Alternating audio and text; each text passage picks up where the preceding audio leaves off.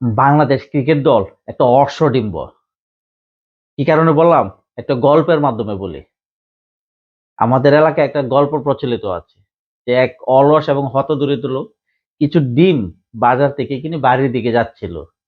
যাওয়ার সময় সে একটা কল্পনার জগতে হারিয়ে যাচ্ছে। তার কল্পনাটা হলো এরকম, সে ডিমগুলা বাড়িতে নিয়ে ডিম থেকে বাচ্চা ফুটাবে। বাচ্চাগুলা যখন বড় হবে, এই মোরগগুলা বিক্রি করে সে কিছু ছাগল কিনবে। ছাগল কিনে যখন ছাগলগুলা বড় হবে, তখন সে কিছু গরু কিনবে।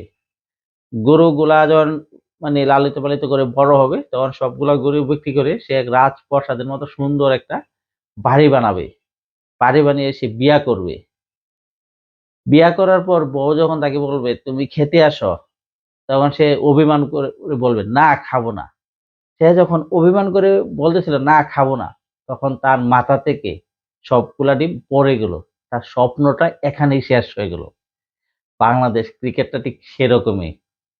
কোনো একটা বড় টুর্নামেন্ট, কোনো একটা আন্তর্জাতিক ইভেন্ট, কোনো একটা দ্বিপাক্ষিক সিরিজ, তিন দলের সিরিজ খেলতে গেলে বাংলাদেশ যাওয়ার আগে অনেক বড় বড় হুঙ্কার ছাড়ে যে আমরা এবার দেখিয়ে দিব, আমরা রয়্যাল বেঙ্গল টাইগার, আমরা সারা বিশ্বকে হার মানাই, বিশ্বের বাঘা বাঘা দল আমাদের পায়ের নিচে রাখে, আমাদের সেরা সেরা প্লেয়ার আছে, অনেক কিছু বলে। ঠিক এরকমও বাংলাদেশ যখন আইসিসি ইভেন্টের যে চ্যাম্পিয়ন ট্রফি খেলতে গেল, যাওয়ার আগে বাংলাদেশ দলের অধিনায়ক নাজমুল হোসেন শান্ত বলেছে যে আমরা এবার চ্যাম্পিয়ন হবই। ডাক ডোল পিটিয়ে যখন গেল, প্রথম খেলা আরব আমিরাতে, যাওয়ার পর একটা প্র্যাকটিস ম্যাচ ছিল। প্র্যাকটিস ম্যাচটা কার সাথে জানেন? পাকিস্তানের তৃতীয় সারির একটা দল, পাকিস্তান শাহিনস নামে একটা দলের সাথে তারা প্র্যাকটিস ম্যাচ খেললো।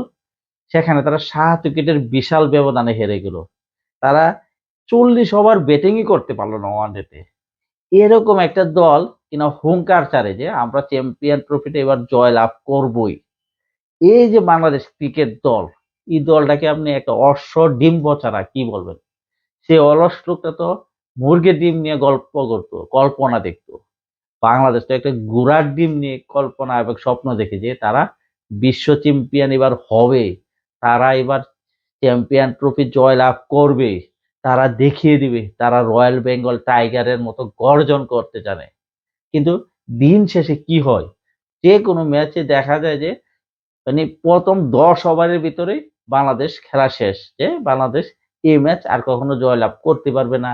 বাংলাদেশের মানে আশা স্বপ্ন বঙ্গ সব শেষ হয়ে যায়।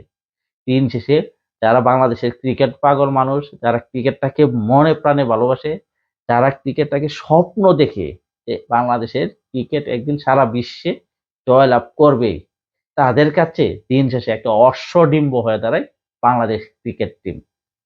তবে আমি আশাবাদী মানুষ, আমি আশা রাখবো বাংলাদেশ ক্রিকেট যেন বাংলাদেশের ক্রিকেট পাগল দর্শকদের মনের আশা কিছুটা হলেও পূরণ করে এই চ্যাম্পিয়ন ট্রফিতে।